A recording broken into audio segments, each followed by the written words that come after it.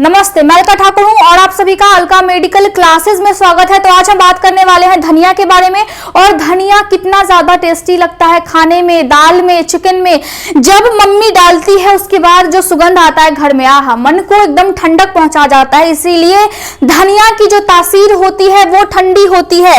अब धनिया को अंग्रेजी में हम क्या बोलते हैं? धनिया का यहाँ पे बीज भी होता है। अगर डायबिटीज की समस्या है तो धनिया के पानी को आप रात भर भिगो करके रखिए और फिर सुबह में उस पानी को पीजिए। डायबिटीज का जो कंडीशन है वो फिर ठीक हो जाएगा। लेकिन डायबिटीज अगर बढ़ गई है तो फिर आपको दवाई लेने की आवश्यकता है। अगर आप डायबिटीज का दवा लेते हैं फिर आप धनिया का पानी ना पिए, डॉक्टर से पूछ करके ही पिए। अगर किसी को थायराइड की समस्या है, चाहे वो हाइपोथायराइडिज्म हो जिसमें वजन बढ़ता है या फिर हाइपर थायराइडिज्म हो जिसमें वजन घट जाता है, उस कंडीशन में भी आप धनिया के बीज को रात में रखिए पानी में भिगो करके और फिर सुबह में आप पीजिए।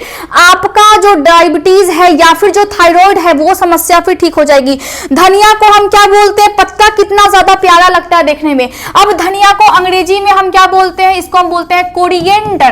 क्या बोलते हैं? कोरिएंडर। अब यहाँ पे धनिया का पत्ता का अलग नाम है भाई। यहाँ पे क्या है? धनिया के पत्ते का नाम है सिलेंट्रो, पत्ते का नाम है। और इसके बीज का क्या नाम है? इसके बीज का नाम है कोरिएंडर सीड। क्या नाम है?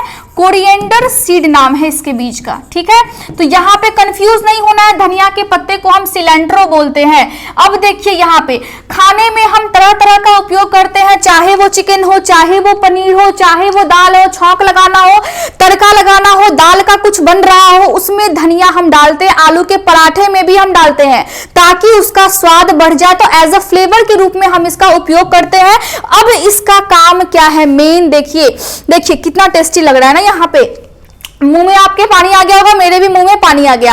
देखिए यहाँ पे अगर हम देखें तो धनिया का जो साइंटिफिक नेम है वो क्या है? कोरिएंडर सैटिवम है। साइंटिफिक नेम क्या है? Coriander sativum. और ये इम्यून बूस्टिंग है, आपकी रोग प्रतिरोधक क्षमता को बढ़ा देती है। साथ में ये एंटीऑक्सीडेंट है और ये आपकी बॉडी में होने वाले सेलुलर डैमेज से आपको बचाती है। इसका मतलब क्या है?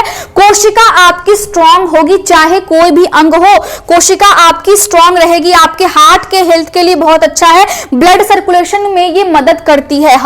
जो भी चीज है आपको मदद करेगी। आपका बीपी ये कम कर देगी। कौन से बीपी? जो स्ट्रेस लेवल की वजह से जो बीपी हाई हो जाता है। अगर सामने वाला फोन नहीं उठाया तो फिर आपका जो बीपी है वो हाई हो जाता है ना। तो उस कंडीशन में वैसा जब स्ट्रेस आएगा या फिर आपको याद नहीं है, एग्जाम्स आ रहे हैं, जब वैसा स्ट्रेस आता है तो उस कंडीशन में जब बीपी हाई होता है तो वो वाले बीपी में फिर आप धनिया का सेवन कीजिए।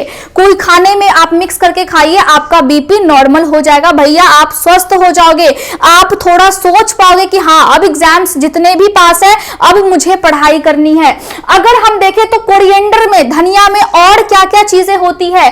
टर्पिनिन होता है जो कि एंटी कैंसर है। अब यहाँ पे आपको कैंसर से भी ये बचा रही है। साथ में क्या है? क्वर्सेटिन पाया जाता है जो कि इम्यून बूस्टिंग है, आपकी रोग प्रतिरोधक क्षमता को बढ़ा देगी। साथ में टोकोफेरोल्स है जो कि आपकी बॉडी में बहुत तरीके से काम करती है और आपके बॉडी में होने वाले फ्री रेडिकल्स से जाकर के ये भिड़ती है, लड़ती है ताकि आपको कोई रोग ना हो सके। ब्रेस्ट कैंसर होने से आपको बचाती है, लंग्स में कैंसर होने से आपको बचाती है क्योंकि इसमें एंटी कैंसर वाले गुण होते हैं।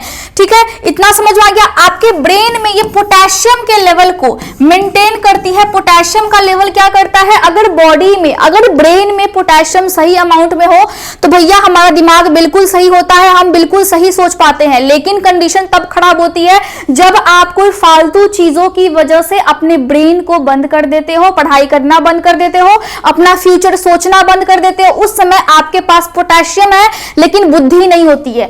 तो उस टाइम में बुद्धि लगाइए, ब्रेन लगाइए। ब्रेन में बहुत सारे फंक्शन है, प्रैक्टिकली भी होइए, इमोशनली भी आप सोचिए। लेकिन लाइफ को आगे लेके जाना है, कुछ मुकाम तक पहुंचना है तो फिर आपको सोचना पड़ेगा। तो यहाँ पे क्या होगा? यहाँ पे आपको ब्रेन में ये पोटेशियम बहुत अच्छे तरीके से मेंटेन करती है। बॉडी में सभी चीजें हैं लेकिन बाहर से हम क्यों लेते हैं? ताकि हम उस चीज को मेंटेन कर पाए बुढ़ापे तक। हमें लाइफ में अगर कहीं पे भी पहुंचना है ना तो हमें फिर सोचना पड़ेगा, इमोशनली भी सोचना है, प्रैक्टिकली भी सोचना है और अपने दिमाग से हर चीज को अच्छे तरीके से सोचना है। एग्जाम्स आ रहे हैं, पढ़ना है, अगर आपको मस्ती का मूड है तो फिर आपको मस्ती भी करनी चाहिए। हर टाइम आप सीरियस नहीं रह सकते हो, लेकिन लाइफ को सीरियसली लेना है और आप लो, क्योंकि जो हम इस एज में है, 20s के एज में है, उस टाइम में हम अपने लाइफ को अगर सीरियस नहीं लेंगे तो बाद में सीरियस लेने से भी कोई फायदा नहीं है, बाद में बहुत देर हो जाएगी।